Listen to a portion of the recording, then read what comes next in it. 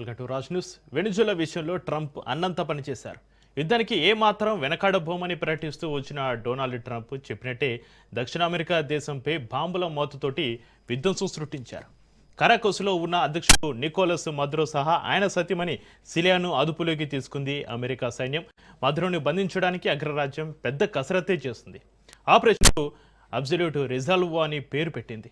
తాజా పరిణామాలతోటి Latin America ఒక్కసారిగా హీటెక్కిపోయింది. వెనిజులాకు మద్దతుగా అనేక అమెరికా దేశాలు ఏకమవుతున్నాయి.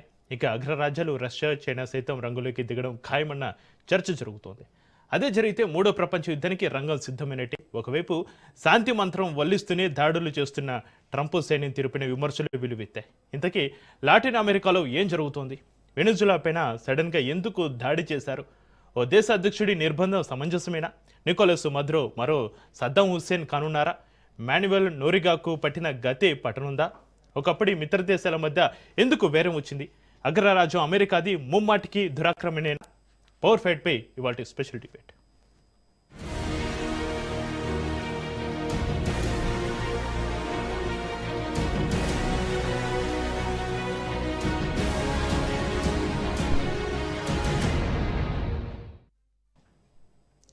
కారకాసు పాలకులు అమెరికా అనుకూల విధానాలను అనుసరించారు. వెనిజులా చమురు ఎగుమతులకు అగ్రరాజ్యం అతిపెద్ద విపణిగా ఉండేది. ఇక సామ్యవాద సిద్ధాంతంతో పేదరిక నిర్మూలన నినాదంతో అధికారాన్ని చేజిక్కించుకున్న హ్యూగో జావేజ్ దేశంలోని చమురు కంపెనీలన్నింటినీ కూడా జాతీయం చేశారు. దీంతో అమెరికా కంపెనీల పాత్ర పూర్తిగా తగ్గిపోయింది.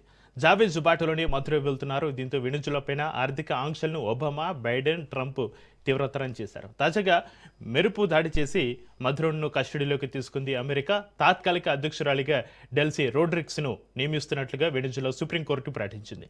ప్రభుత్వ పరిపాలన కొనసాగింపు, దేశ రక్షణను దృష్టిలో పెట్టుకుని సర్వోన్నత న్యాయస్థానం ఆ నిర్ణయం తీసుకుంది. డెల్సీ రోడ్రిగ్స్కు అమెరికా అధ్యక్షుడు ట్రంప్ మద్దతు ఇస్తున్నట్లుగా తెలుస్తోంది.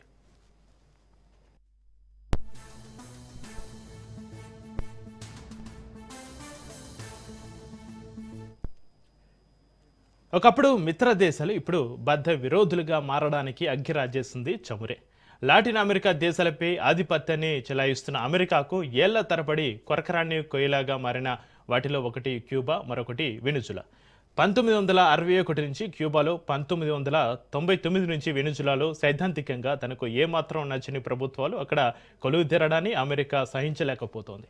వాటిని కోల్చడానికి ఎన్నో ప్రయత్నాలు చేస్తుంది. తీవ్రమైన ఆంక్షలు విధించడంతో ఆర్థికంగా కుంగిపోయినప్పటికీ ఆ రెండు దేశాలను అమెరికా తన దారికి తెచ్చుకోలేకపోయింది. నిజానికి ప్రపంచంలోనే భారీగా చమురు నిల్వలు ఉన్న దేశాల్లో వెనిజులా ఒకటి. 30,300 కోట్ల బ్యారెల చమురు నిల్వలు ఉన్నాయని అంచనా. సౌదీ అరేబియా చమురు నిల్వల కన్నా అధికం. వెనిజులా చమురు వనరులు అమెరికా చేతికి వస్తే పశ్చిమాసియా దేశాలపై ఆధారపడాల్సిన అవసరం తగ్గుతోంది. పైగా అమెరికా ఆధిపత్యాన్ని వెనిజులా పాలకులు తరచూ ప్రశ్నిస్తున్నారు. అమెరికా సైనిక దుస్సాహసానికి పాల్పడితే సమర్థంగా తిప్పికొట్టగలమని మదురో ఇటీవల ప్రకటించడంతో అగ్రరాజ్యం కన్నెర్ర చేసింది. దీంతో 2025 నవంబర్ 12 నుంచి సైనిక విన్యాసాలు చేపట్టింది.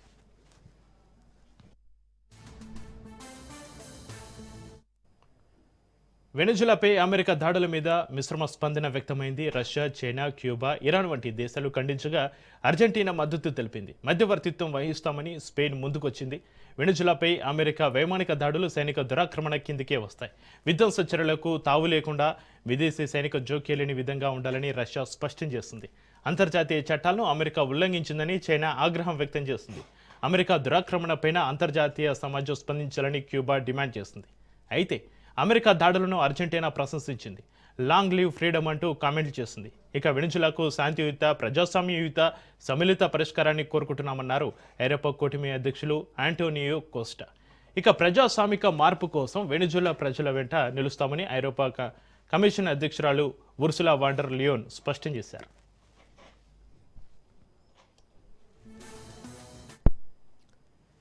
వెనిజులాకు స్వేచ్ఛ తిరిగి వచ్చిందన్నారు ప్రతిపక్ష నాయకురాలు మరియా కురీనా. సైనిక చర్యను భారత సంతతికి చెందిన అమెరికా చట్టసభ సభ్యుడు రొక్కన్నా తీవ్రంగా తప్పుపట్టారు. తాజా దాడులను యుద్ధ చర్యగా అభివర్ణిస్తూ ఎక్స్ వేదికగా పోస్టు పెట్టారు. వెనిజులాలో పాలన మార్పు కోసం ట్రంప్ యుద్ధాన్ని ప్రారంభించి మేక్ అమెరికా గ్రేట్ అగైన్ మోసం చేశారన్నారు. తైవాన్ అధ్యక్షుడు లైచింగ్ తేను చైనా, ఉక్రెయిన్ అధ్యక్షుడు జెలెన్స్కీని రష్యా నిర్బంధిస్తే ఏం చేస్తారని ప్రశ్నించారు రొక్కన్నా. యుద్ధోన్మాద వ్యక్తులకు వ్యతిరేకంగా అమెరికా ప్రజలు పోరాటం చేయాల్సిన సమయం ఆసనమైందన్నారు. మధురను అమెరికా సైన్యం బంధించడాన్ని ఉక్రెయిన్ అధ్యక్షుడు జెలెన్స్కీ సమర్థించారు. ఉక్రెయిన్పై దాడుల పరంపరను కొనసాగిస్తున్న పుతిన్ను కూడా ట్రంప్ ఇలానే హ్యాండిల్ చేయాలని సూచించారు.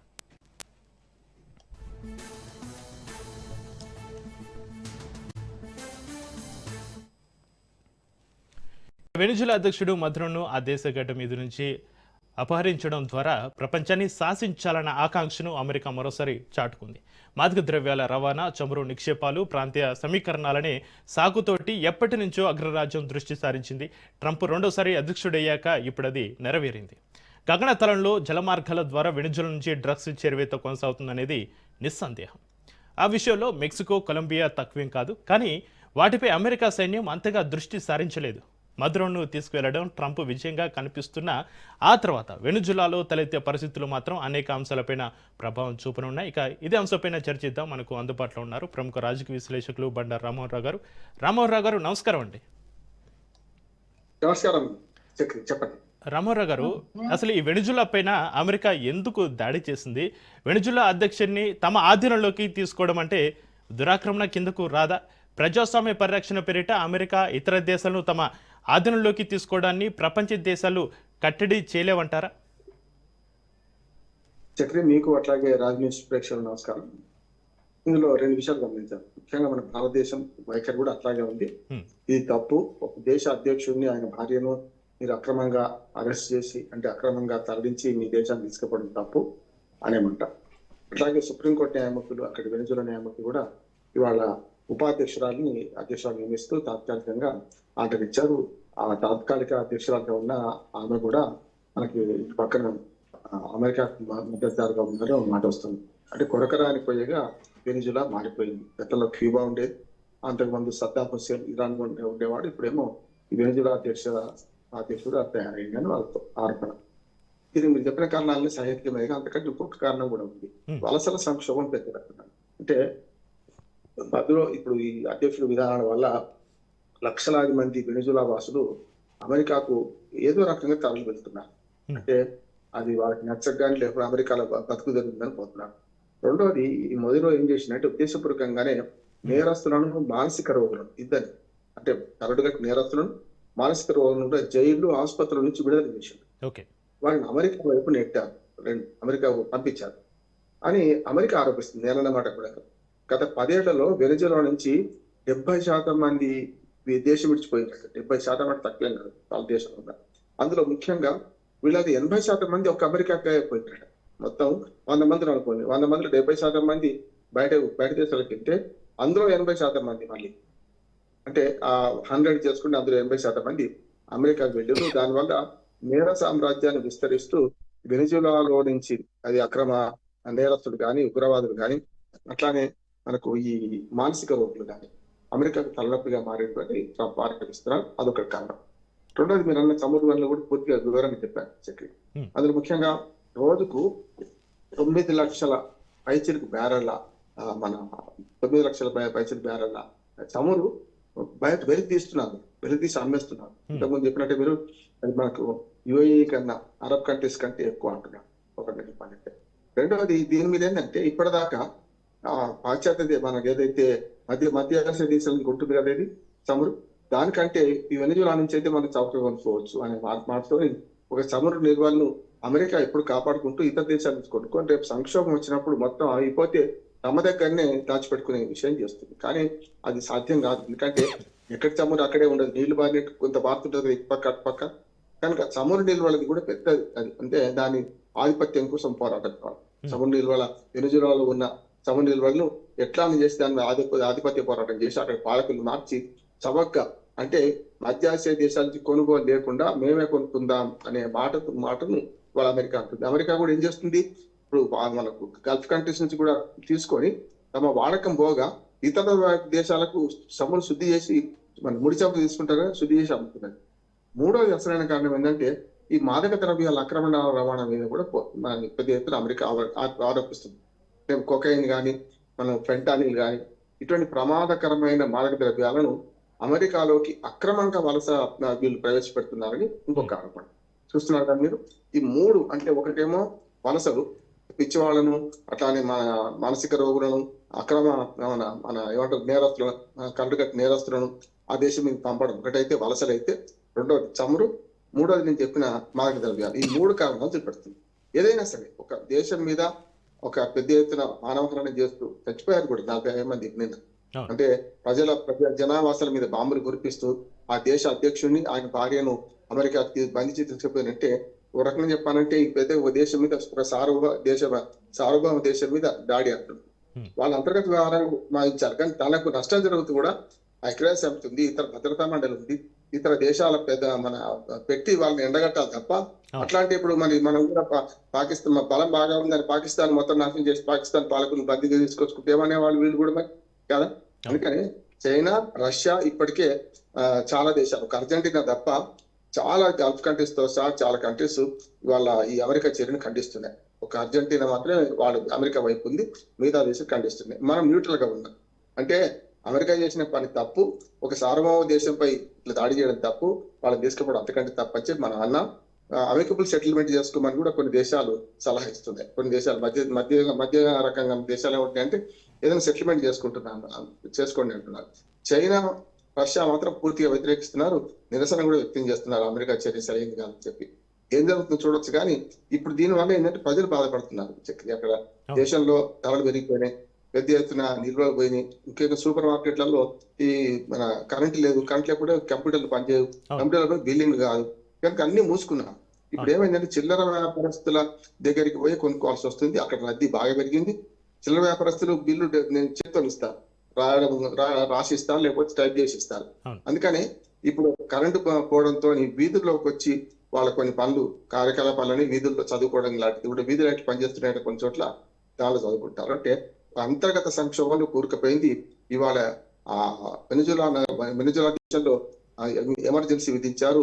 అంటే దాంతో పాటు ఏంటంటే సుప్రీంకోర్టు కూడా అత్యవసర స్థితి విధించమని కోరింది. ఇప్పుడు తాత్కాలిక అధ్యక్షురాలకి పూర్తి అధికారులు ఇచ్చుకుంటూ కొన్ని సామాన్య మన వ్యవస్థలు బాగు చేయమని కూడా కోరుతున్నది. ఈ వరకు చెప్పండి, ప్రపంచ సంక్షోభానికి, ప్రపంచ యుద్ధానికి దారితీస్తాయి మాట వస్తుంది, దారి దిగేది అంటున్నాను. భయపెడుతుంది కానీ దారి తీయదు. చైనా, రష్యా డైరెక్ట్ గా అమెరికా మీదే దాడి చేయదు, ఒక హితవచనాలు చెప్తుంది. వాళ్ళ భార్యాభర్తలు విడిచిపెట్టండి, ఇప్పటికైనా సరే వాళ్ళ దేశం పోనీయండి, వాళ్ళు ప్రజాస్వామ్యంగా వాళ్ళు నేర్చుకుంటారు. నష్టం మాకు జరుగుతుంది కదా, మీకు జరగడం లేదు కదా. చైనా, రష్యాకి ఏమైంది, రష్యా మాకు నష్టం మాకు జరుగుతుంది కదా అమెరికా వాదిస్తున్నది. ఏదైనా సరే ఒక దేశం మీద బాంబుల వర్షం కురిపించి ఇవాళ పెద్ద ఎత్తున జన నష్టం చేసి, ప్రాణ నష్టం చేసి, చివరికి అక్కడ అధ్యక్షుని భార్యను మన కట్టకట్టుకుని తీసుకుపోయిందంటే అమెరికా దుశ్చర్యను ఖండించాల్సిందే. ప్రపంచ దేశాలను ఖండిస్తున్న అమెరికా మాత్రం ఇప్పటికి కూడా పెద్దన్న పాత్ర వహిస్తున్నది, ప్రపంచ పోలీస్ పాత్రను వహిస్తుంది. ఏం జరుగుతుందో చూద్దాం. అయితే రామారావు గారు, ప్రపంచంలోనే అత్యధిక చమురు వనరులు ఉన్న వెనిజులా తన భద్రతను ఎందుకు పెంచుకోలేకపోయిందంటారు? ఇప్పుడు మాదక ద్రవ్యాల మీద ఆధారపడే వాళ్ళు పెరిగిండ్రు. ఇప్పుడు అక్కడ జనం కూడా ఉపాధి లేక, ఇప్పుడు నేను 3 రకాల వ్యసనాలకు లోబడేమో మానసిక పిచ్చివాళ్ళని తయారవుతుంది ఒకటి. రెండోది కరడు కట్టిన నేరస్తుల్ని కూడా జైలు నుంచి విడుదల చేయడం అనేది మధ్యలో ప్రభుత్వం దుర్మార్గం అని చెప్పి తప్పు అంటున్నాడు. అంటే నేరస్తులను విడుదల చేయడమే కాకుండా వాళ్ళు దేశం దాటిపోవడానికి, దక్షిణామెరికా దేశం ఇది, ఉత్తర అమెరికా పోవడానికి కానీ మిగతా అమెరికా దేశాలకు పోవడానికి కానీ పెద్ద ఎత్తున మనకు ప్రోత్సాహం ఇచ్చినట్టే లెక్క కదా. అంటే అక్కడ విధ్వంసం చేయండి, మనం మాత్రం సేఫ్ గా ఉంటుంది. అందుకని వలసల సంక్షోభం పెద్దది మనకు చూపెడుతున్నాం. అమెరికా స్పష్టంగా చూపెడుతుంది, ఇంతమంది నేరస్తులను వీళ్ళు విడిచిపెట్టారు, ఇంతమంది మానసిక వికలాంగులు, మానసికంగా మన బ్యాలెన్స్ లేని వాళ్ళు మా దేశానికి పంపిస్తున్నారు. అట్లాగే మాదక ద్రవ్యాలు పెద్దగా ఉంటున్నాయి. మాదక ద్రవ్యాల విషయంలో అంతర్జాతీయ ఒప్పందాలు కూడా ఉన్నాయి. ఏమంటే మాదక ద్రవ్యాలను మన సప్లై చేసే వాళ్ళని, లేకుంటే ఎక్కడి నుంచి 2 రకాల సప్లై చేస్తున్నారు. ఒకటి సముద్ర మార్గం ద్వారా, రెండోది గాలి మార్గం ద్వారా, అంటే విమానాలు వాటి ద్వారా చేస్తున్నారు. కనుక విమానాలు కూడా కూలుస్తామని కూడా గతంలో హెచ్చరించింది. అతి త్వరలో మీ దేశాన్ని ఆక్రమించుకుంటామని 2 నెలల క్రితం నుంచి ప్రకటిస్తుంది అమెరికా. ఇవాళ కొత్త ఏం కాదు, కానీ చర్య మొదలుపెట్టి మాత్రం ఇప్పటిదాకా బెదిరించారు, కొప్పట్టారు, సామధాన భేద అయిపోయింది, దండోపాయాన్ని మొదలుపెట్టారు. కానీ ఏదైనా సరే ఒక దేశ అధ్యక్షుడిని బంధించడం సరైనది కాదని ప్రపంచం అంతా అంటుంది. కానీ ప్రపంచ పోలీసుగా వ్యవహరిస్తున్న అమెరికా మాత్రం వినడం లేదు. ఈ 3 ఉదాహరణకు మీరు మాదక ద్రవ్యాలు పెద్దది కదా, దాంతోపాటు చమురు నిల్వలంటారు. చమురు నిల్వ హక్కు వాళ్ళది, వాళ్ళు ఇస్తారా ఇవ్వాలా, తక్కువ కమ్ముకుంటారా ఎక్కువ కమ్ముకుంటారా వాళ్ళ ఇష్టం, ఇది మార్కెట్ రేట్ బట్టి అమ్ముకుంటారు. కనుక చమురు నిల్వల ఒకటైతే దానికి చమురు నిల్వ ప్రధాన ఉద్దేశం అదే. దానికి ప్రతిగా వీళ్ళు చూపిస్తున్న కారణం ఏంటంటే ఈ 2 కారణాలు అంటున్నారు. ఒకటేమో ఇటుపక్క మన మాదక ద్రవ్యాలది, రెండవది నేరస్తులను మా దేశానికి మీరు పంపుతున్నారని చెప్పి అట్లా అన్నప్పుడు ఏం చేయాలంటే డిపోర్ట్ చేయొచ్చు కదా. వాళ్ళ దేశంలో పంపుతున్నారు, వాళ్ళు ఏం చేయాలి? అమెరికా ప్రజలు, అమెరికా ప్రభుత్వం డిపోర్ట్ చేయాలి వాళ్ళని. వచ్చింది కాక విమానాలకి పంపించాలి. చూసాం కదా, మన భారతీయులు కూడా కాళ్ళకు చేతులకు సంఖ్యలు వేసి ఆఖరి బాత్రూమ్ లో కూడా సంఖ్యలతో తీసుకుపోయి ఇక్కడ ఒక బందరతో తీసుకొచ్చి ఎక్కిరిసిన విమానాలు తీసుకొచ్చి పంపించిపోయారు కదా, ఇక్కడ విడిచిపెట్టిపోయారు కదా, వాళ్ళ దేశం విమానాలు తీసుకొచ్చి విడిచిపెట్టారు కదా. మరి కేవలం వెనిజులా వాళ్ళని అట్లా పని చేయలేరు వీళ్ళు? ప్రజాస్వామిక దేశాలు, ప్రపంచ దేశాలు చాలా వాటిలలో ఈ డిపోర్టేషన్ చేసి వాళ్ళే పంపించారు కదా అమెరికా వాళ్ళు. ఇప్పుడు ఏం చేస్తున్నారు మరి వీళ్ళ విషయంలో? అంటే చేదగా కాదు, అంటే ఒకటి మన తాటి చెట్టు ఎందుకెక్కారు అంటే దూడగడ్డి కోసం అని తాటి చెట్టు ఎక్కిన పరిస్థితి వేరు, కళ్ళు కోసం అట్లాగే చమురు కోసం వీళ్ళ ప్రయత్నాలు దేశాన్ని లొంగ తీసుకోవాలి, కొరకరానికి పోయేగా మారిన మధురను తమకు అనుకూలంగా మార్చుకోవాలి, అప్పుడు మాత్రమే సాధ్యమవుతాం అనుకుంటారు. అది కరెక్ట్ కాదు. అవును, మొత్తానికైతే అమెరికానైతే ఛాలెంజ్ చేయలేకపోయింది వెనిజులా. అయితే అమెరికా చర్యను ప్రపంచ దేశాలు ఖండించడం తప్ప అగ్రరాజ్యానికి సైనిక చర్యతో బుద్ధి చెప్పే శక్తి సామర్థ్యాలు ఉన్నాయంటారు రామారావు గారు. ఉన్నా కూడా ఇంకో ఇప్పుడు వాళ్ళు చేసిన తప్పు అయితే అమెరికా మీద చైనా దాడి చేయదు, రష్యా అంతకంటే చేయదు కదా. ఈ మనమైతే ఇద్దరికి హితవసరం చెప్తున్నాం, ఇది మంచిది కాదు. ఈ మాదక ద్రవ్యాలు సప్లై చేయడం కానీ, ఈ నేరస్తులు విడిచిపెట్టడం కానీ తప్పే అంటున్నాం. చమురు వాళ్ళ స్వేచ్ఛ అంటున్నాం, మనం న్యూట్రల్ గా ఉన్నాం. కానీ అమెరికా, రష్యా కానీ చైనా కానీ అమెరికా మీద దాడి చేస్తాం అనుకుంటలేదు. దాడి చేస్తే మూడో ప్రపంచ యుద్ధానికి దాడి తీసినట్టు అవుతుంది కదా. నా ఉద్దేశం ఏంటంటే చిన్న చిన్న దేశాలన్నిటి కూడా ఎవరికి అనుకూలంగా వాళ్ళు మలుచుకొని వాళ్ళ అదుపాజ్ఞలు ఉంచుకుంటున్నారు. రష్యా ఉక్రెయిన్ యుద్ధంలో రష్యా వింటుందామా? అమెరికా ఏమంటుంది? నీ సంగతి ఏంది? ఉక్రెయిన్ సంగతి ఏంది? తైవాన్ సంగతి ఏంది? చైనా బెదిరిస్తుంది కదా. తైవాన్ సమస్య కూడా అట్లాగే ఉంది కదా. మన చైనాతో ఆ దేశం అని వాళ్ళు అంటుంటే ఏం కాదు, మేము వేరే దేశం ఇలాంటున్నారు చూస్తున్నాం కదా. మనం టిబెట్ ఆక్రమించుకోలేదా చైనా? అందుకనే ఇప్పుడు ఎవరైనా గురువిని తగ్గించదు తమ అనిపారు కదా అన్నట్టు ఈ అగ్రరాజ్యాలు మూడు కూడా వాళ్ళు పెద్దన్న పాత్ర వహించరు. వాళ్ళకు తోచినంత దాచుకున్నారు. ప్రపంచ దేశాలను ఎవరి పరిధిలో వాళ్ళు అదుపాజ్ఞలు పెట్టుకుంటున్నారు. మూడు దేశాలు, రష్యా కావచ్చు, చైనా కావచ్చు, అమెరికా కావచ్చు. వీళ్ళేమో సరైన వాళ్ళంటే మనం వాళ్ళకి బుద్ధి చెప్పడానికి వీలు ఉంటుంది. మనం అట్లా కాదు. మనం కనీసం ముగ్గురిని సామరస్య పాటించాలి. ఎందుకంటున్నామంటే మనం ఎప్పుడు కూడా నో ఫస్ట్ యూజ్, అణ్వాయుధాలు వాడమన్నాం. అట్లానే ఎవరన్నా మనకు ఏ దేశం సార్వభౌమ అధికారం మీద దాడి చేయమన్నా, సామ్రాజ్యవాదంతో ఏ దేశాన్ని భూభాగమైనా మనం ఆక్రమించుకోమన్నా, 71 యుద్ధంలో లాహోర్ దాకా కొట్టుకపోయినాం మనం. 93,000 మంది సైనికులను మన అప్పుడు పాకిస్తాన్ సైనికులు లొంగిపోయారు. మనం అతి పెద్ద రాజకీయ లొంగుబాట చూసాం కదా 71లో బంగ్లాదేశ్ విముక్తి యుద్ధంలో. అందుకని ఏమంటాను, మనం ఎక్కడ కూడా మనం పాటిస్తున్నా ఈ మూడు దేశాలు పాటిస్తారు ఏమంటున్నాం. ఇటు పక్క అమెరికా ఒక్కతే కాదు కదా, రష్యా చైనా కూడా తమ పరిధిలో తమకు అవసరమైన సందర్భాల్లో అమెరికా చేసే పనిని కొంచెం ఎక్కువ తక్కువ చైనా చేస్తుంది, రష్యా చేస్తుంది, చైనా చేస్తుంది. రష్యా ఏమో డైరెక్ట్ గా, చైనా ఏమో ఇండైరెక్ట్ గా. అంతే. ఉదాహరణకు పాకిస్తాన్ కు దమ్ ఇచ్చుకుంటూ మన దేశానికి పేరు మీద పురుగలిపోయేది చైనా కదా. పాకిస్తాన్ ఏంది, బంగ్లాదేశ్ ను, మన శ్రీలంకను, ఇటుపక్క నేపాల్ లాంటి దేశాలు, చుట్టుపక్కల దేశాలని పెట్టేట్టు చేసింది చైనా కదా. మనకు డైరెక్ట్ యుద్ధం చేయాలి. అందుకని ఇప్పుడు అమెరికాతో కూడా మీరు అన్నట్టు రష్యానో చైనానో యుద్ధం చేస్తారు అనుకోవడం లేదు. మాట్లాడతారు, బహిరంగ ప్రకటనలు చేస్తారు తప్ప అమెరికా తెరువు పోయే సాహసం మాత్రం వీళ్ళు చేస్తే ఇద్దరు నష్టపోతారు కదా. వాళ్ళ దగ్గర అణ్వాయుధాలు, వీళ్ళ దగ్గర అణ్వాయుధాలు. మూడవ ప్రపంచ యుద్ధం వస్తుందని భావించడం లేదు. కానీ ఆ మన ప్రచ్ఛన్న యుద్ధం మాత్రం వచ్చినట్టు లెక్క. ఇప్పుడు ఈ మూడు దేశాల మధ్యన మరి ఆవులు కొట్లాడుకుంటే లేగదూడల కాళ్ళు వెళ్ళినట్టు మరి చిన్న చిన్న దేశాలు పునాలు పోవాల్సిందేనా? ఎక్కడో మా దగ్గర పరిష్కారం లభించాలంటే ఐక్యరాజ్య సమితి పనికి రాకుండా పోయింది. అప్పుడు నానాజాతి సమితి విఫలమైతేనే ఐక్యరాజ్య సమితి ఏర్పాటు చేసుకున్నాం. అది 25 ఏళ్ళకి పనికి రాకుండా పోతే ఇది 80 ఏళ్ళు అయింది ఏర్పాటు ఐక్యరాజ్య సమితి. భద్రతా మండలి అంతకంటే శ్రేష్ఠుడు చూస్తున్నది. కనుక వెనిజులా మీద నైతికంగా వాళ్ళ దాడి అనేది నైతికంగా చూసినా రాజకీయంగా చూసినా తప్పే. కానీ వాళ్ళ దృష్టిలో, అమెరికన్ దృష్టిలో నేను చెప్పిన వలసలు, నేరస్తులు విడిచిపెట్టడం, మానసిక పిచ్చి వాళ్ళని వాళ్ళ దేశానికి దూరడం, వాళ్ళు అట్లాగే మాదక ద్రవ్యాలు అక్రమంగా రవాణా చేస్తూ అమెరికా ఆర్థిక వ్యవస్థను మన పని దినాలు నష్టపరచడం. అంటే మత్తు దాగినోడు ఏం చేస్తాడు, ఇంట్లో పండుకుంటాడు, పని ఏం చేయడు కదా. అట్లా విధ్వంసం చేస్తున్నారని ఈ రెండు ఆరోపించుకుంటూ అంతిమంగా ఈ వెనిజులాలో ఉన్న సముద్ర నిధులను తాము ఎట్లా స్వాధీనం చేసుకోవాలి, తమకు అనుకూలమైన ప్రభుత్వాన్ని వెనిజులాలో ఎట్లా పెట్టాలనే ఆలోచన మాత్రమే ఈ అమెరికా చేస్తుంది. దానికి వత్తాసు పలికే దేశాలు కొన్ని విమర్శిస్తున్నా కూడా డైరెక్ట్ ప్రత్యక్షంగా వీళ్ళిద్దరిని విడిచిపెట్టడానికి కోరుతున్నారు తప్ప దాన్ని మీరు చేయనందుకు కానీ మేము వచ్చి మీ దేశం మీద దాడి చేస్తామని అయితే ఇప్పటికీ ఏ దేశం ప్రకటించలేదు. అది మంచిది అంటున్నాం. అంటే ఆ మాత్రం గ్యాప్ లేకపోతే, ఆ మాత్రం దూరం లేకపోతే రేపొద్దున వాళ్ళ మీద వీళ్ళ మీద వాళ్ళని దాడులు చేసుకుంటే ప్రపంచం నష్టపోద్ది కదా. మన కన్ను మనం వేలే, ప్రపంచం అంతా కూడా అద్దాల మేడలో ఉంది మన చక్రి. అంటే అద్దాల మేడ ఎందుకంటే 9-10 దేశాలు లీగల్ గా అణ్వాయుధాలు. అంటే మన అద్దాల మేడలో కూడా రాయి మనం ఇచ్చినా మన మధ్యమే పగిలిపోతుంది, అవతల వాడు ఇచ్చినా మన మధ్యమే పగిలిపోతుంది. కనుక ఆ జాగ్రత్తలో ఉంటున్నటువంటి సమస్యలు ప్రమాదకరం.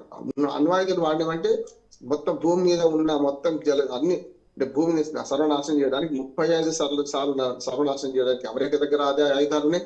అమెరికా దగ్గర ఉన్న అణుశక్తి ఈ భూ ప్రపంచాన్ని 35 సార్లు నాశనం చేయొచ్చు. ఇక రష్యాను ఊహించుకోండి, చైనాను ఊహించుకోండి, మనం కూడా ఎవరి దానిలో వాళ్ళు చేస్తారు కదా. అంటే ఏమైతుంది, ఈ పరస్పరం ఒకరి మీద అణుబాంబులు వేసుకుంటే అంతా సర్వనాశనం అయిపోతుంది. అంటే చావు మీదకి శ్మశానంగా, భూగ్రహం అంతా శ్మశానంగా మిగిలిపోతుంది. కనుక ఆ సాహసం ఎవరు చెయ్యరు. కానీ నైతికమే, తప్పే. తప్పును మనం ఎండగడుతున్నాం. మిగతా దేశాలు కూడా కలిసి రావాలని కోరుతున్నాం. అయితే వెనిజులాలో తాజా పరిణామాలతోటి వెనిజులా తాత్కాలిక అధ్యక్షురాలిగా కోర్టు డెల్సీ రోడ్రిగ్స్ని అయితే తాత్కాలిక అధ్యక్షురాలిగా నియమించడం జరిగింది. అయితే రామన్రావు గారు, వెనిజులాలో అమెరికా చెప్పు చేతిలో ఉండే ప్రభుత్వం ఏర్పడితే అగ్రరాజ్యం శాంతించే అవకాశం ఉందంటారా? ఖచ్చితంగా అమెరికా కావాల్సింది అదే. మీరు చెప్పిన రెండు బహానా చూపించుకొని అసలు దానికి ఎదురు పెడుతున్నాను. బహానా ఏమిటంటే చెప్పాను కదా, ఒకటి నేరస్తులు విడిచిపెట్టడం, రెండోదేమో మాదక ద్రవ్యాల్లో మీరు పెద్ద ఎత్తున మాదక ద్రవ్యాల రవాణాకు ప్రపంచంలో ఒక రకంగా గా మారింది మీది అని గతంలో హెచ్చరిస్తుంది. దాదాపు ఇప్పుడు కాదు, 10 ఏళ్ళ నుంచి 20 ఏళ్ళ నుంచి హెచ్చరిస్తున్నది. అట్లాగే క్యూబా అధ్యక్షుడు ఫెడరల్ కాస్ట్రో ఉండే, ఆయన కూడా అంతే. అది పేరుకు కమ్యూనిస్ట్ ప్రభుత్వం, మన పేరుకి ప్రజాస్వామ్య ప్రభుత్వం. ఆయన చచ్చదాకా ఆయన ఉన్నాడు అధ్యక్షుడు ఎదిరించి. సద్దాం హుసేన్, ఈ ఫెడరల్ కాస్ట్రో, ఇప్పుడు ఇట్లాంటి మధురో లాంటి వాళ్ళు అమెరికాను వ్యతిరేకిస్తున్నారు. నైతికంగా వేరేసి రాజకీయంగా వ్యతిరేకిస్తున్నారు. వాళ్ళు ఏం చేస్తారో చేయని అంటున్నారు. అందుకనే డైరెక్ట్ గా అధ్యక్షుని సౌధం మీద దాడి చేసి ఆ ఇద్దరిని బందీలుగా పట్టుకెళ్తుంటే అర్థం చేసుకోవాలి. ఒక దేశ అంతర్గత వ్యవహారాలు జోక్యం చేసుకొని అధ్యక్షుని భవనం మీద దాడి చేసి వాళ్ళను బందీలుగా పట్టుకపోయేంత ఆ శక్తులు అమెరికా దగ్గర ఉన్నాయంటే మనం అర్థం చేసుకోవచ్చు. చిన్న చితక దేశాలన్నీ కూడా ఇవాళ భయంతో అల్లాడుతున్నాయి. ఎవరితో పంచాయతీ పెట్టుకుంటేది, మనం అందరితో బాగుందాం అనుకుంటున్నారు, అందులో మనం ఉందాం అనుకుంటున్నారు. కనుక అమెరికా చర్యలు నైతికంగా రాజకీయంగా తప్పు. కానీ వాళ్ళు చూపెడుతున్న కారణాలు మాత్రం వీళ్ళు చేస్తున్న తప్పుడు పని గట్టిగా చూపెడుతూ దానికి కారణంగా ఇది చేస్తున్నామని చెప్తున్నారు. అందుకనే అంతర్జాతీయ సంస్థలు ఏవైతే ముఖ్యమైన సందర్భంలో పెద్దన్న పాత్ర వహించాల్సిన ప్రపంచ ఐక్యరాజ్య సమితి కానీ, భద్రతా మండలి కానీ, ఇతరత్ర G20 దేశాలు ఉన్నాయి, G7 దేశాలు ఉన్నాయి, అట్లాగే బ్రిక్స్ దేశాలు ఉన్నాయి.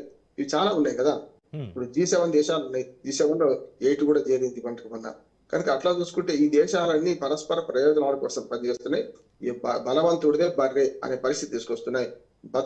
బతుకుదేరు లేకుండా ఏ చిన్న దేశాలు ఉన్నాయో వాళ్ళు మాత్రం ఈ పంచాయతీలు, అంటే వీళ్ళ అగ్రరాజ్యాల పంచాయతీలు వాళ్ళు మాత్రం బలిపశువులుగా మారుతున్నారు. అందులో వెనిజులా ఒకటి అంటున్నాడు. అయితే రామారావు గారు, వెనిజులాలో ప్రతిపక్షమే అధ్యక్షుడు మధురోను పట్టించిందన్న చర్చ కూడా ఒకవైపు నడుస్తుంది. ఇది ఎంతవరకు నిజమంటారు రామారావు గారు? కావచ్చు. ఎందుకంటే ఇప్పుడున్న తాత్కాలిక ఉపాధ్యక్షుల తాత్కాలిక అధ్యక్షుడు ప్రకటించారు కదా, అంటే ఆమె అమెరికాకు అనుకూలమైన ప్రభుత్వం అంటున్నారు, చెప్తున్నా. ఎందుకంటే ఆయన వ్యతిరేకమైన అనుకూల ప్రభుత్వమే కదా. ఉదాహరణకి ఇప్పుడు మనం బంగ్లాదేశ్ లో కదా యూనివర్సిటీ పెట్టుకుంటే భారత్ వ్యతిరేక మన మనిషి అయినా, అట్లాగే మనకు అనుకూలమనే చైనా కుట్ర చేసి అటువంటి వాటిని తీసుకొచ్చింది. హసీనా భారతదేశానికి అనుకూలం కనుక ఆమె అధ్యక్ష పదవి మీద దాడి చేయడం, ఆమెను పారిపెట్టేది చేయడం, ఆఖరికి మనం ఆశ్రయం ఇచ్చిన దానికి కూడా మనం దుమ్మెత్తి పోస్తున్నారు. ఆమెను ఇప్పటికే ఉరిశిక్ష విధించారు, 2 సార్లు ఉరిశిక్ష విధించారు ఆమెకు. భారతదేశాన్ని డిమాండ్ చేస్తున్నారు అప్పగించమని. సరే, అప్పగించకపోవడానికి మన కారణాలు మనకున్నాయి. అంతర్జాతీయ ఒప్పందాలలో రాజకీయ కక్షతో కార్పణ్యాలతో ఎప్పుడైతే ఈ తప్పు చేస్తారో, ఏదైతే మనకు మరణశిక్ష లాంటివి విధిస్తారో వాటిని పట్టించుకోవాల్సిన అవసరం లేదని అంతర్జాతీయ న్యాయ సంస్థలు ఇప్పుడు చెప్తున్నాయి. కనుకనే మనం హసీనాను ఒక చెప్పాలంటే భయపడి విడిచిపెడితే ఖచ్చితంగా కాపాడుతున్నాం. ఇంతెందుకు దలైలామా టిబెట్ నుంచి పారిపోయి వచ్చిన ఆయన యువకుడిగా వచ్చింది వాళ్ళ పెద్ద ముసలాయన. ఒక 70 ఏళ్ళ నుంచి 80 ఏళ్ళ నుంచి దలైలామానే మన దేశంలో ఉంచుకున్నాం కదా. చైనాని మనం ఏం చేయలేకపోయింది కదా. బంగ్లాదేశ్ ఏం చేస్తుంది, మనకు సమస్య లేదు. వాళ్ళు నైతికంగా తప్పు చేసిండ్రు, మనమేమో నైతికంగా బలంగా ఉన్నాం. అందుకని భారత విదేశాంగ విధానాన్ని మనం ఒకరమే కాదు, మనకు పాకిస్తాన్ మాజీ అధ్యక్షుడు మన ఇమ్రాన్ ఖాన్ గట్టిగా పొగిడిండు. వాళ్ళ భారతదేశ మన విదేశాంగ విధానం వాళ్ళకి శ్రీరామరక్షగా ఉన్నది. వాళ్ళు ఎక్కడా కూడా తంపులకు పోవడం లేదు. ఒకటి ఆస్తి మన గవర్నమెంట్ కోరుకుంటే మనం మాత్రం మనది ఇంకోటి వద్దు అప్పలానే విడిచిపెడితే ఇది అట్లాగే ఉంటది కనుక దీన్ని కనుక ప్రపంచ దేశాలు పాటిస్తే బాగుండేది. కానీ పాటించాం. రష్యాదే చూడండి ఎన్ని రోజుల నుంచి 20 సూత్రాల పథకం పెడితే రష్యా వింటుందా? ఏది మన ఉక్రెయిన్ తో యుద్ధం ఆపంటే అమెరికా స్వయంగా కోరింది కదా. ఆఖరికి ఉక్రెయిన్ అధ్యక్షుడు 20 సూత్రాల్లో ఒక రెండే తప్పు, 2 మాత్రం ఒప్పుకోలేదు, మేము అన్ని ఒప్పుకున్నాం అని అన్నప్పుడు కూడా ఎందుకు యుద్ధం ఆవడం లేదు? ఎవరి శక్తి వాళ్ళు తాను పట్టిన కుందేటికి మూడే కాళ్ళు అంటే సమస్యలను అట్లాగే పరిష్కారం కాకుండా ఉంటాయి. కన్నుకు కన్ను పన్నుకు పన్ను అంటే లోకమంతా గుడిదైపోతుంది. అందుకని వెనిజులా పట్ల అమెరికా చర్యలు మనందరం ఖండించాల్సిందే. కానీ వెనిజులా కూడా కొంచెం జాగ్రత్తగా ఉండాల్సిన అవసరం ఉంది. అందుకని వాళ్ళు ఏం చేశారు, వాళ్ళకి అనుకూలంగా ఉన్న ప్రభుత్వాన్ని పెట్టి ఇప్పుడు తోలుబొమ్మ ఆట అక్కడి నుంచి ఆడిస్తారు. తోలుబొమ్మను ఆట ఆడించడమే, అంతేం లేదు.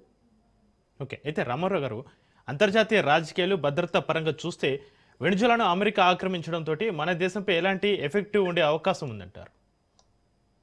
ఎప్పుడు కూడా పక్కిలు కాలిపోతుంటే చక్రి మనకు కూడా నష్టమే కదా. పక్కిలు కాకపోవచ్చు మనకి. యాక్చువల్ గా ఇప్పుడు మన సంక్షోభం అంతా మన ఇప్పుడు ఇంటి చుట్టుపక్కల పోరే మనకు సరిపోతుంది. ఈ దూరం పోరు మనం పట్టించుకోవడం అదే మన భారత ప్రభుత్వం ఒకటే అన్నది, ఇది మంచిది కాదు. ఒక వెనిజులా సార్వభౌమాధికారం మీద మీరు దాడి చేయడం కరెక్ట్ కాదు. వాళ్ళను అధ్యక్షుని బారిన పట్టుకోవడం తప్పు. మీరు చర్చల ద్వారా పరిశీలించుకోండి. అట్లా అంతర్జాతీయ న్యాయ సూత్రాలు ఉన్నాయి కదా, మాదక ద్రవ్యాలకు కానీ అక్రమ వలసలకు కానీ చట్టపరంగా చర్యలు తీసుకోండి. కానీ ఇట్లా వాళ్ళ దేశం మీద మీరు దాడి చేసి జన నష్టం కల్పించడం, ప్రాణ నష్టం కలిగించడం మంచిది కాదని మనం ఇప్పటికే ఖండించినాం. దాన్ని వేచి చూస్తున్నాం. మిగతా పరిణామాలు అంటే మనం బేస్ లైన్ ఒకటి తీసుకున్నాం, అటుపక్షంగా ఇటుపక్షంగా. చాలా మంది ఇప్పుడు చెప్పాను కదా, అర్జెంటీనాను సమర్థించే దేశాలు కొన్ని అయితే, మన అర్జెంటీనా లాంటి దేశాలు అమెరికాను సమర్థిస్తుంటే మరి మిగతా ప్రపంచ దేశాలు చైనా, రష్యా, మనకు మళ్ళీ యూరోపియన్ కంట్రీస్ ఇంకా దాన్ని మొదలు పెట్టి అమెరికా పెట్టినే ఉంటారు. కొన్ని ఇతర దేశాలు కూడా ఈ అమెరికా చర్యను ఖండిస్తున్నాయి. మనం రెండే అంటున్నాం, అమెరికాను కొంచెం ఓపిక పట్టమంటున్నాం, ఇటు వెనిజులాను అధ్యక్షుడిని సరైన విధంగా కరెక్ట్ గా తీసుకోవడం అంటున్నాం. కనుక మనం న్యూట్రల్ గా ఉన్నాం. న్యూట్రల్ గా ఉండడంతో పాటు మన పక్క దేశాలలో వీళ్ళు పెడుతున్న దాన్ని బట్టి మనం చూస్తున్నాం, వేచి చూస్తున్నాం. బంగ్లాదేశ్ మారణహోమం చూస్తున్నాం ఇవాళ. అట్లానే 3 హిందువులు మా బంగ్లాదేశ్ చంపారు. అప్పుడు కూడా మనకు ఆవేశానికి రాలే కదా. జరుగుతున్న పరిణామాలు చూసుకుంటూ పోయి అంతర్జాతీయంగా వీటిని ఎండగట్టడమే మన పని. పాకిస్తాన్ తో సహా మనం ఏం చేసినాం, ఆపరేషన్ సింధూర్ కన్నా ముందు పెద్ద ఎత్తున మనం ప్రపంచంలో ఎండగట్టాము, ఈ పని చేస్తుంది, సింధువులను చూసి మరి చంపారని. ఇక్కడ కూడా అంతే. ఈ 2 దేశాల మధ్య సామరస్య వాతావరణం నెలకొల్పుతున్నాం. అమెరికా వెనిజులా మీద దాడిని మనం ఖచ్చితంగా ఖండిస్తున్నాం. అయితే రామారావు గారు, బలవంతుడిదే రాజ్యం అన్నట్లుగా అగ్రరాజ్యం వివరిస్తుందా, లేక నిజంగానే ఒక నియంత పాలన నుంచి వెనిజులా ప్రజలకు విముక్తి లభించింది అని అనుకోవచ్చు అంటారా? మంచి ప్రశ్న. ఏమంటారు అంటే 2 ఉంటాయి. అధ్యక్షుడి మంచి ఉంది, చెడు. ఇప్పుడు ఆయన నియంత్ర పాలన ఉండడం వల్ల కొంతవరకు మన చవను మనం కాపాడుకుందాం, మన నచ్చిన ధరకు అమ్ముకుందాం అని మాట మాట్లాడుతున్నారు. రెండోది కొంత విచ్చబెడితనం పెంచారు అట్లానే మాట. ఇది కొంచెం కమ్యూనిస్టులకు అనుకూలంగా ఉన్న ప్రభుత్వము మదిరోది అని ఆరోపణ ఉంది. ముఖ్యంగా అమెరికాకు వ్యతిరేకం, కమ్యూనిస్టులకు అనుకూలం పక్కన పెడితే అమెరికాకు వ్యతిరేకంగా ప్రవర్తిస్తున్నారు. గతంలో సద్దాం హుసేన్ ఎట్లా ప్రవర్తించారో ఈయన కూడా అట్లాగే కొరకరాని కొయ్యగా మారిపోయింది అని ఒక ఆరోపణ అమెరికా చేస్తుంది. కానీ ప్రజల దృష్టిలో 2 ఉంటాయి, మంచి ఉంటుంది, చెడు ఉంటుంది. చూసాం కదా, ఇప్పుడు జంజీ ప్రభావంతో చాలా దేశాలు అల్లకల్లమైంది. ఇక్కడ జంజీ ప్రభావం లేదు. ఇది కేవలం రాజకీయ చదరంగం ఆటల్లో భాగంగా వస్తున్నాయి. ప్రజల పాత్ర చాలా నామాత్రం. కాకపోతే ఏంటంటే ఈ రాజకీయ ఆర్థిక యుద్ధ ప్రభావం అవలేమైంది అంటే వాళ్ళ బతుకులు చిత్రం అవుతున్నాయి కదా. ఇప్పుడు సరుకులు దొరకడం లేదు, రేట్లు అమాంతంగా పెరిగిపోయినాయి. ఈ రాని యుద్ధం రాకముందు యుద్ధ వాతావరణం నెలకొన్నది కదా. కరెంటు పోయిందంటే అందరికీ నష్టమే కదా పాపం. మొత్తం అంతా చీకటి అయిపోయింది. కనుక ప్రజలు బాధపడుతున్నారు. అందరి మధ్య ప్రజలు బాధపడుతున్నారు. ప్రజలకు అనుకూల వ్యతిరేక మంచి ప్రభుత్వం ఉండి నడిపిస్తే మంచిది అంటారు. కాబట్టి ప్రజల పట్ల 2 ఉంటాయి. కొంచెం మదిలోకి వ్యతిరేకమైన వర్గాలు కూడా ప్రజలు అందరూ ఒక్క తీరు ఉండరు కదా, కొందరు వ్యతిరేకంగా ఉంటారు. కానీ ఇంత పెద్ద దాడి చేసి తమ ఆర్థిక వ్యవస్థని చిన్నాభిన్నం చేసి దాడి అమెరికా చేస్తే దేశ పౌరుడిగా ఎవరికైనా కోపం వస్తుంది కదా. తమ అధ్యక్షుడి మీద కోపం ఉండొచ్చు, కానీ పెద్దన పాత్ర వహించి అమెరికా ఈ దుశ్చర్యకు పాల్పడితే బంధువులు చనిపోయిన వాళ్ళు ఏం చేస్తారు, అమెరికాని తిట్టుకుంటారా లేదా, అమెరికా పట్ల వ్యతిరేకతలో ఉంటారా లేదా. అందుకని ఈ ప్రభుత్వం నిట్టూర్చి అయ్యో మొత్తం పెద్ద పీడ పోయిందని అనుకునే పరిస్థితి లేదనుకుంటాను నేనైతే. కాకపోతే ఏంటంటే కొంత వాళ్ళకి అనుకూలమైన వాళ్ళేమో మంచిది అంటున్నారు, ఏది అమెరికాకు అనుకూలమైన వాళ్ళు కాదు అని వాళ్ళేమో ఇటు పక్కన మన వెనిజులా ప్రభుత్వానికి మద్దతు ఇచ్చేవాడు ఉన్నారు. ఈ రెండింటి మధ్యన సుప్రీంకోర్టు ఒక వాదన ఏం చేసిందంటే అధ్యక్షుడు భార్య లేదు కదా, ఇప్పుడు దేశంలో లేదు కదా, ఉపాధ్యక్షుడు అంటే లీగల్ గా ప్రయత్నం చేసింది. అది అంటే సుప్రీంకోర్టు కూడా పరోక్షంగా మరి అమెరికాకు మద్దతు చేసినట్టే మనం అనుకోవచ్చు. రైట్, థ్యాంక్ యూ బండారామారావు గారు. అయితే అమెరికా దీన్ని ప్రజాస్వామ్య పునరుద్ధరణ అని పిలుస్తుంది, కానీ ప్రత్యర్థి దేశాలు దురాక్రమణ అని అంటున్నాయి. ఈ రెండింటి మధ్య ఉన్న సన్నని గీతను మాత్రం మనం గమనించాలి. ఇది వాటి స్పెషల్ డిబేట్. చూస్తూనే ఉండండి రాష్ట్ర న్యూస్.